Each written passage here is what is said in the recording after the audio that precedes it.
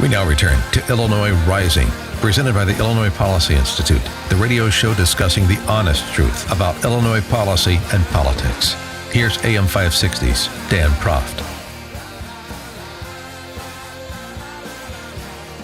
Dan Proft back on this edition of Illinois Rising with Michael Lucci, Vice President of Policy at the Illinois Policy Institute, and former State Senator Steve Rauschenberger, now the Director, President. CEO, Chairman. Officially the President. Galactic Emperor of the Technology and Manufacturing Association, the TMA. So, Steve, let's start with you on this topic because the Senate is back in session this week, and that means our wallets, our manufacturing facilities are not safe. We'll see if Senate Super Minority Leader Radonio and Senate President Cullerton want to try and resuscitate this unholy deal they were trying to cobble together. But by calling it an unholy deal, you know where I'm coming from on it. What was your reaction to this proposed grand bargain? After 2.5, 3 years without any kind of budget and no real balanced budget since, in my opinion, Rod Blagojevich stepped into the governor's mansion, they propose a spending plan without any kind of reduction in spending. No program reforms, no reduction in hiring freeze, nothing. I mean, their courageous solution was to increase taxes on families and employers in the state of Illinois to bail out their mismanagement for the last 5 years. I was very disappointed, particularly in the new idea of a business opportunity tax, taxing payrolls. I mean, at a time when we want to encourage employment growth and the opportunity for people to have middle-class lives by having jobs, a tax on employers and payroll? And so, your perspective going back to entering the General Assembly in the early 90s, has it ever been, since the early 90s when you came to Springfield from Elgin to present day, has it ever been anything other than a revenue problem in state government from the perspective of both parties? Well, for a period in the 90s, we actually cut taxes 3 or 4 times. We eliminated the bed tax. We reduced some of the levies. We actually had 2 rebates in the 90s. When Republicans were in charge of the Senate. Yes, when the Republicans had one chamber, when the Democrats had the other, and we had a downstate governor, everybody kept an eye on each other. The city couldn't get away with much. The suburbs couldn't get away with much.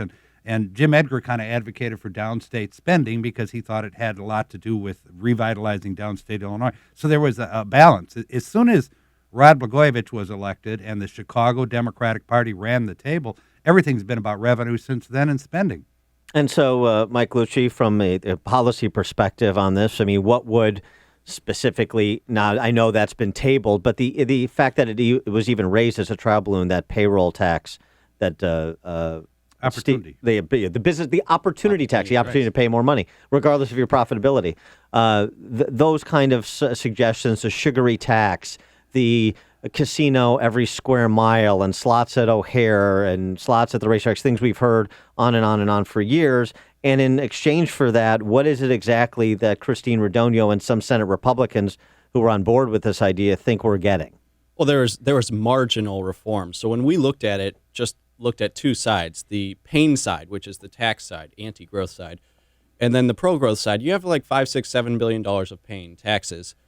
And on the growth side, there was very little that you could add up, maybe $1 billion worth of growth things when you add up all the consolidations, the little workers' comp reform. So our baseline right now is not good. People are leaving the state. You mentioned that we're going to tax payrolls in this proposal. They made that proposal 2 days after it was announced that we lost 17,000 jobs in the month of December. So we're losing jobs. We closed out 2016 with the worst jobs growth in the Midwest again. We had the biggest manufacturing job losses in the Midwest again. And then the Senate comes out and says, what we need to do is tax jobs, literally tax jobs. It's borderline insanity. But if you just look at the whole package, you've got all this tax on the one side. You have little tinkering around with workers' comp, consolidation, things like this on the other side. It's very hard to see where they're coming from. It's just an anti-growth package overall. So, Steve, the politics of this. I mean, how could Christine Radonio, the Senate Super Minority Leader, go down this primrose path with the Senate President? They read the same data that we do. They see the same statistics. They see the same reports. They see the same rankings of where Illinois is. They hear from manufacturers, the real job and wealth creators in this state. How could she go down this path? What's the politics of this that makes it make any sense? The only thing I can think of is Stockholm Syndrome. They've been in the minority so long, they think any kind of progress is some kind of progress, and at least it's movement. They think the big enemy is gridlock, and that lack of progress is what the public is upset about. I don't think they're reading the tea leaves right. I also think that's reflected in their results the last two election cycles. Despite having a lot of money to spend, Republicans are not making gains in this state against, I think, a horrible maladministration by Chicago Democrats because they're not offering an alternative that inspires people. There's no vision from the Senate Republicans or the House Republicans now, and not enough vision from the Republican governor. Yeah, there's just jib-jab ads about Mike Madigan. I want your members specifically, because this is like the sweet spot for this state. Your members are small to mid-sized manufacturers, producers, wealth creators, as I referenced. What's the feedback you've been getting from your TMA members? They were astounded when we put out an alert to our membership about the elements contained in the Senate compromise. They were distraught. Several of them said, it's the last job I'm adding in the state of Illinois. A lot of them are under pressure to move some production to Mexico. A number of them are entreated constantly by Indiana and Wisconsin to look at moving just across the border. The reason the city of Chicago's hollowed out is this kind of public policy.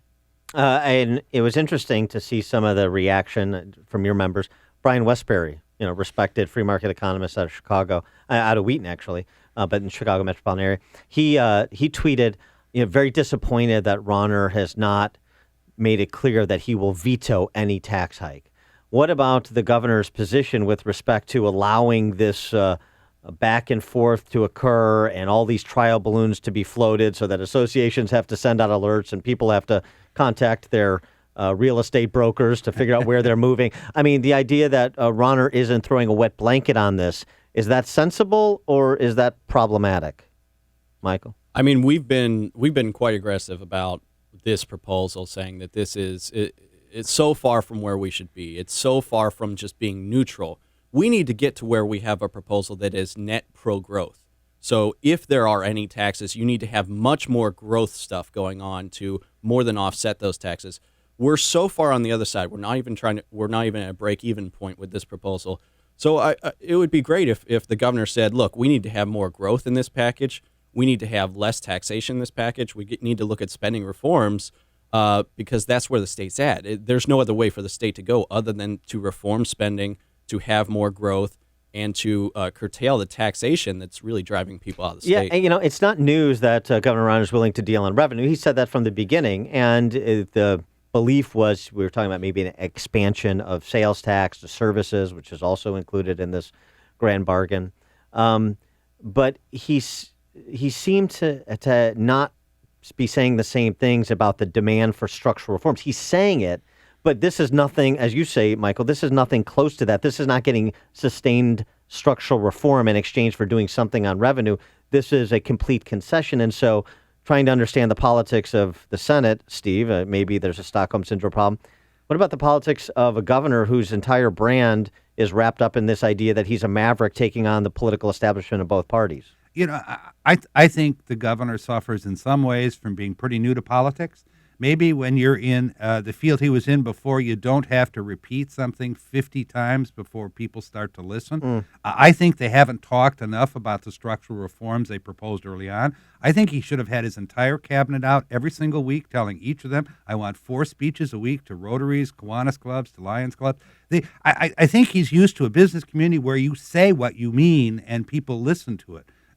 Where, Mike Madigan and John Cullerton, the demands of the governor roll off their back like nothing, and they go back to their 1%er and millionaire tax. So I don't think he understands, and I don't think he's getting good advice that repetition is critical. I also think he needs to talk about the reforms he wants in terms that people understand. Workmen's compensation reform is not something the general public is interested in or understands. Now, employers understand its importance, but it's not enough to talk about that. He ought to be talking about what's happening in K-12 education, the spending that's out of control. He ought to be talking consistently about the state of Illinois being unable financially to meet its obligations to retirees and pensioners. He ought to haul that General Assembly back and lock him in down in Springfield and tell him it's time to go to work. I mean, I think in some ways the last 2 years have been a lost 2 years to the Rauner administration because I don't think he's gotten the messaging right. I think he understands from a public policy point of view. But the very fact that you've got Kennedy emerging and the Spalding, Pritzker J.B. family Pritzker, and all this talk about a different millionaire, I think shows clearly that they haven't gotten the message out. So I think he's got good intentions. I think he's been underserved by his advisors. And I think they need a message that resonates with middle-class people, the same kind of people who are furious enough to elect Trump president. But what would a grand bargain look like, Steve Rauschenberger, that your members could support that would be consistent with Governor Rauner's promise to say, hey, if you deal on structural reforms, the many that I've proposed, in many areas at least I've proposed, I'm willing to deal a little bit on revenue. And give me a sense of what you think that could look like where we get that first constitutionally balanced budget in 15 years. I think what we have to do, we have to insist that it include broadly the things that state government's responsible for. If there's not education reform in this package, I think we're making a terrible mistake. We're suffering in the state of Illinois because we also don't have high school graduates and community college graduates with the skills for the jobs we need in the state of Illinois.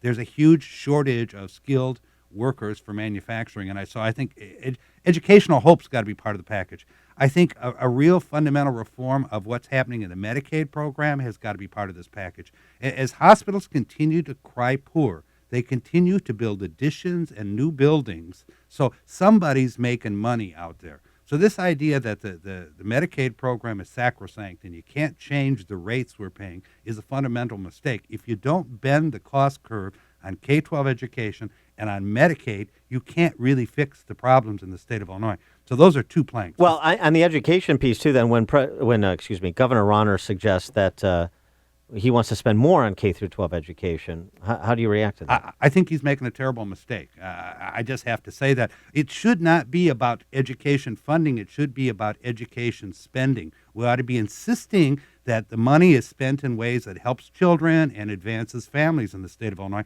This is not ought to be about fulfilling union contracts and making sure superintendents can build the buildings they want. That's what's taking place in the state of Illinois. There is no shortage of money in Illinois' K-12 system. Now, you can argue the state of Illinois is a smaller contributor to the school funding in the state of Illinois, but there's no shortage of cash. We're still 8th, 9th, or 10th in the nation in spending per K-12 student. It's just not being spent well. Chicago is about the highest spending district in the state with a couple of small other exceptions, and look at the progress or lack of progress there. So education's got to be a piece of it. Medicaid's got to be a piece of it. We got to face up to the classification system, the Richard J. Daley deal in the 1970 Constitution, which allowed him to download property taxes in the city of Chicago on commercial and industrial property.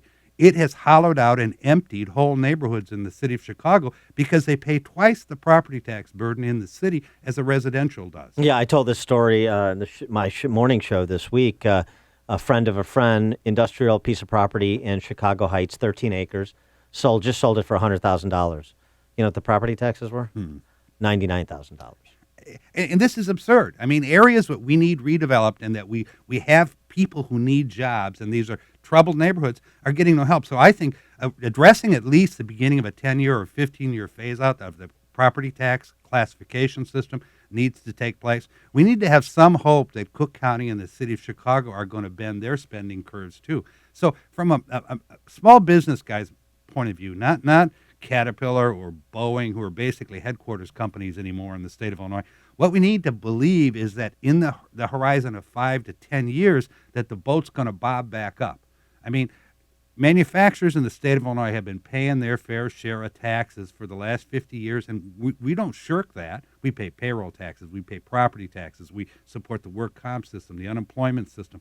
So we're willing to pay our fair share, but we got to believe it's not lining the pockets of the hospitals and the school districts. We got to believe that we're going to see the beginning of the end of patronage in some of these systems. And lastly, we got to believe somehow that they've got their arms around their pension crisis. If those pieces aren't in there, then the taxes are only going to fund a dysfunctional system, and we'll be right back in the same place in 3 years. Mike Lucci, what else would you add to that? I know, of course, Illinois Policy Institute produced a alternative budget that balances the state budget without a tax increase, constitutionally balances it without a tax increase, but the governor wants to deal on revenue in exchange for some structural reform. Is the implementation of the last best final offer with respect to AFSCME Is that something that he could do, and he could do more aggressively right now to create leverage to get some kind of grand bargain? I think that that's something that does need to be implemented. They need to go further with savings at the state employee level. But when we're looking at the long-term spending drivers, you have pensions and you have collective bargaining at the local level. And if they're going to make a deal, one of those things has to start bending down. So either it's a constitutional amendment so we could actually pass a bill that they tried to pass a couple years ago, not that bill, but they tried to pass legislation to reform pensions. It got thrown out. So amend the Constitution so you could pass your legislation to reform pensions. So you either have to bend down the cost curve of pensions, or at the local level, you have to pull back on some of the extraordinary powers that we've given to government unions, which just constantly drive up spending at the local level. And that's where most of your payroll is at the local level. So one of those two things, if you're going to have anything that resembles cuts, you have to have collective bargaining on the table, or you have to have pension reform on the table to really start changing the spending trajectory of the state. Gentlemen, one other thing that happened this week was Daddy's little girl, Lisa. Oh, she's darling, especially when she pretends to be a lawyer. And she pretended to be a lawyer this week because she moved, clearly at the behest of the powers that be in the General Assembly that are trying to negotiate this surrender deal by Republicans to increase taxes for very little in return, as we've been discussing. She moved against state workers, so it's not bad enough that Mike Madigan has left the state unable to pay its bills. Now Lisa Madigan wants to leave state workers unable to pay their bills because she's moving to say no compensation for state workers until we have something we call a budget, whether it's constitutionally balanced or not.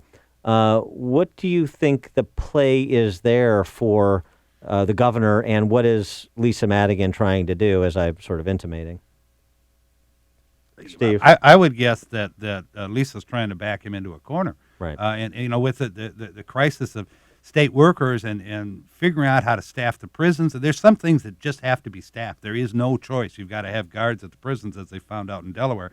So, you know, I think this is grandstanding. I mean, she's had 2.5 years to interact. She's had 16 or 12 years as she could have defended the taxpayer. She could have talked about unbalanced budgets. She could have asked why presiding officers were signing budgets and asserting that they were balanced and walking out 15 minutes later and admitting that they were unbalanced. I mean, there's been constitutional violations I would have liked my attorney general to weigh in on. This is the last one. So at the peak of the crisis, she's going to try to invoke the workers and crisis in the state of Illinois. Well, thank you, Lisa. Well, that's it, right? Why now? As we've mentioned before, 13, 14, 15 years of unbalanced budgets that we call a budget, but wouldn't pass constitutional muster.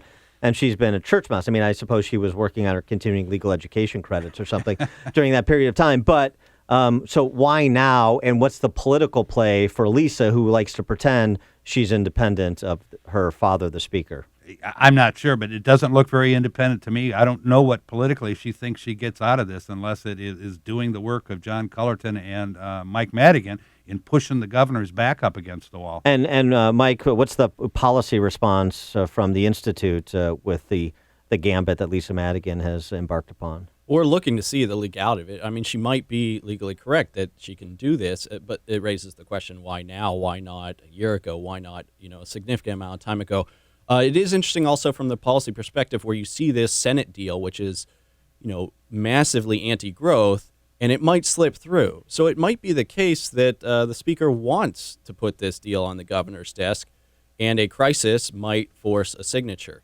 All of these things might be at play, but when we looked at the Senate deal, we thought, this is tremendously anti-growth. But if it were to get into the House and then be sent to the governor's desk, having some sort of crisis might make it so that there's more leverage to get a signature on that deal. Another interesting juxtaposition this week, our newly minted state comptroller, Susana Mendoza from Chicago, who was parroting our previous comptroller, Leslie Munger's no budget, no pay proposal. You don't pass a constitutionally balanced budget, send it to the governor's desk, then you don't get paid as a state legislator. Let's change the law in that direction. Susana Mendoza adopted that as part of her platform as well, and yet she paid state legislators last week. So doesn't that provide a political opportunity for the governor to kind of provide some leverage for his position back against them by saying, hey, state workers, you want to wake up here?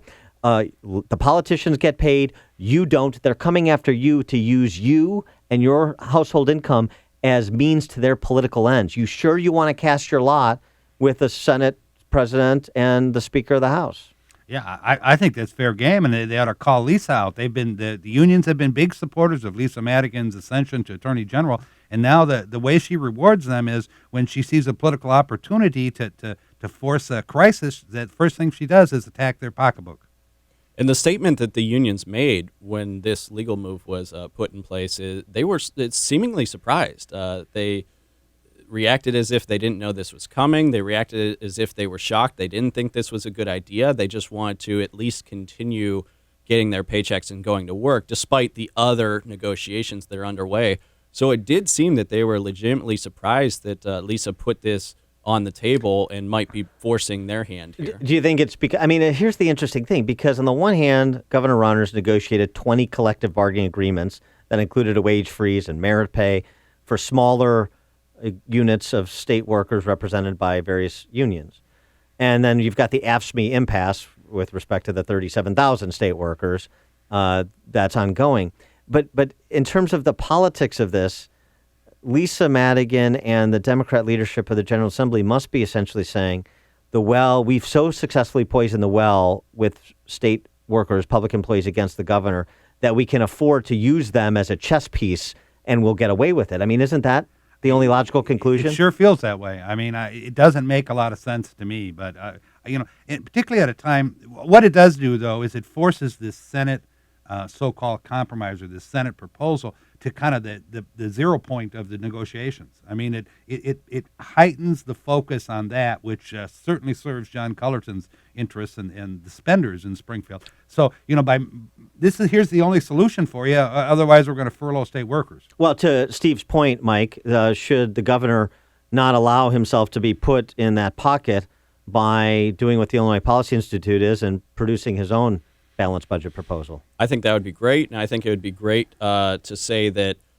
to take a step back, not just the governor, everybody who's considering this compromise, and say there's not going to be a compromise in the face of crisis. There's not going to be a deal worked out. If there's this precipitated crisis that seems to be in the works here, that this is not a good faith negotiation. We're going to take a step back and wait till that piece gets worked out. Maybe you have a continuing appropriation for state workers, which even the speaker has put on the table, to take the crisis element out of this so we could actually have a good faith negotiation, albeit over a package that seems very anti-growth right now, or is very anti-growth right now. But no package should be considered in the face of a crisis that's being forced on the negotiators.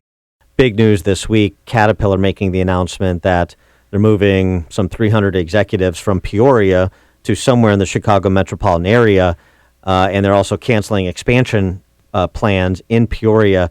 That is devastating news. Even if they keep a lot of the down-the-line workers, that is still devastating news, and it says something about where Caterpillar's going for Peoria.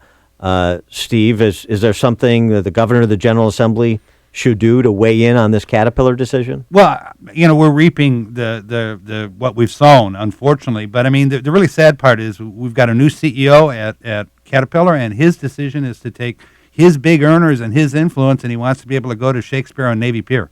This doesn't do anything. Theater. Yeah, it's great theater, great. And it's really sad. He's following ADM with downstate leadership, which used to stand for principle and used to argue with Springfield about public policy, is now just joining the surrender crowd in the city of Chicago. Next thing you know, he'll be at the fundraisers for Rahm Emanuel, touting what a fabulous job he's doing turning the schools around. Yeah, the Caterpillar thing is really troublesome. But as you say, this has been a long time coming. It's right. It's always the, how'd you go bankrupt gradually, then suddenly. For years, Caterpillar has not been investing in Illinois, and they've been building facilities in Arkansas or Texas.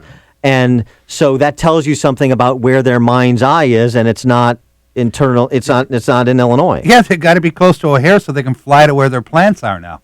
I mean, it doesn't work out of Peoria. I mean, and I get why the executives are moving. Doug Oberhelm, and the previous CEO, said he was going to stay committed to downstate Illinois. But the new broom sweeps clean, and this is just more migration of leadership, into the metropolitan area, which doesn't bring jobs to the west side of Chicago, doesn't bring jobs to the south side of Chicago, doesn't bring economic vitality. We're just trading between Peoria and Chicago. So this is no victory for the city of Chicago. This is another epitaph on the tombstone of the state. But for Michael, doesn't this actually, and ironically, play into the hands of the established power structure in Springfield? Because now you have a central Illinois that is that much more reliant on state jobs, that's much more reliant on redistribution of income, and they'll be banging their tin cans around on the rail and within their legislative caucuses in Springfield to try and make up for this kind of devastating blow that's been felt in Peoria, and it's been felt in Rockford and Galesburg and all kinds of mid-size urban centers around the state for the last 25 years. Yes, and we have seen it all over the state. When you have manufacturers move out, some of that is global, but some of that is Illinois is just uncompetitive for manufacturers. And then those communities are left behind, and yes, they're stuck. We need something from the state.